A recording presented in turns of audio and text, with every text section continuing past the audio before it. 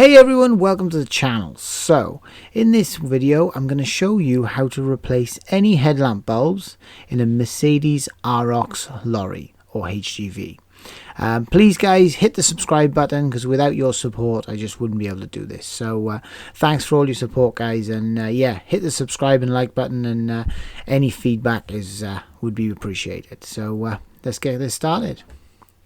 So what we're going to do, we're going to have to remove the surround of the headlight. So what we got to do is remove this little Torx screw. Now you're going to need a T20 Torx screwdriver, or Torx, anything Torx really, to undo that screw.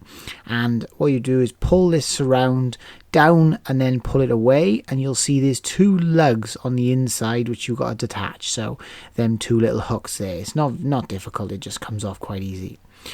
So once we've got this cover off guys, we can then see the four screws that hold the headlamp in place. Now basically you take these four screws out. So there's one there, two just above, the second one's just above it. There's one just at the bottom of the headlamp in the little corner over there. You can see when I got the light on, you can see there. And then one in the top right hand or top outer corner. Obviously depending on which side of the truck, depends where it is.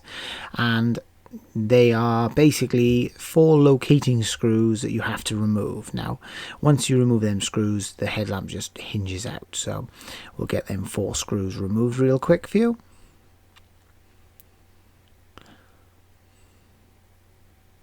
And while I'm undoing these, I'd just like to say thanks for supporting my channel guys. I really appreciate it, and I do really appreciate all the feedback I get.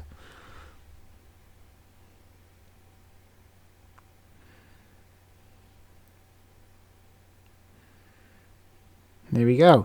So now we can just hinge the headlight out. The one screw is it's catching up by here, so just give them a wiggle, and then the headlamp hinges out. Now,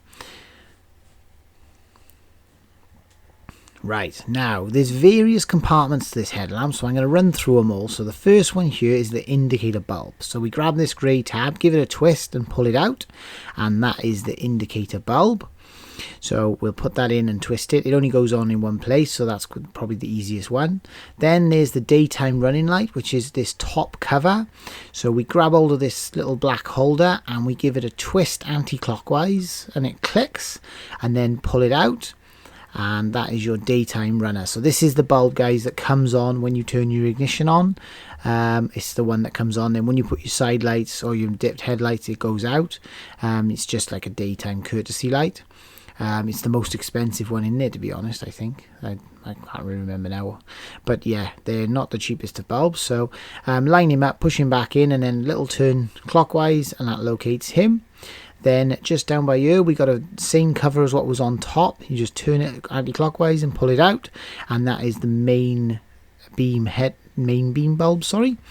And I'll put that cover back on out the way. Again, just a twist lock. Now the last one is the main cover that covers the dipped headlight bulb and the side light. So there's just a wire clip, so we just get our thumb and we just push the wire clip upwards and then click it and then hinge it and remove it from the hinges. In here then you'll see the dipped headlight bulb, and then just below it you'll see these two wires going down to the side light bulb.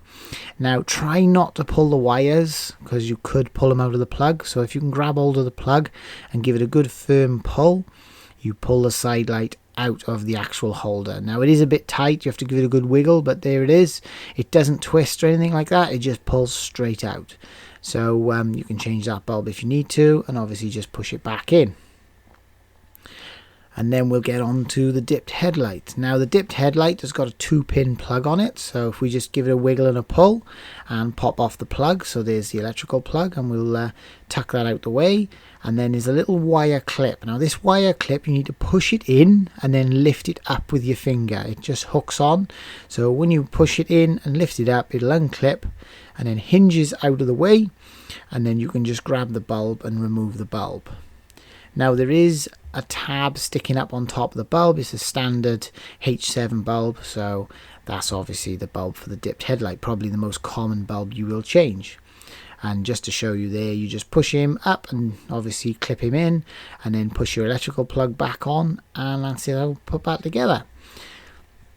With the cover, you just got to locate where it hinges. So obviously you've got these two tabs, one on the top and bottom, and we'll just hook them in and then hinge it, and then just give the wire clip a good pull downwards until it clicks into this little groove, and that's the wire clip, and that's all secured. Now, one of the biggest, well, I was about to say a bad word then, but one of the most awkward things on this headlight is this cap. Now, there's 3 locators on this cap, and believe it or not, they are all different. One of them has got 2 straight cuts on it, and the other 2 have got opposite angles cut on them.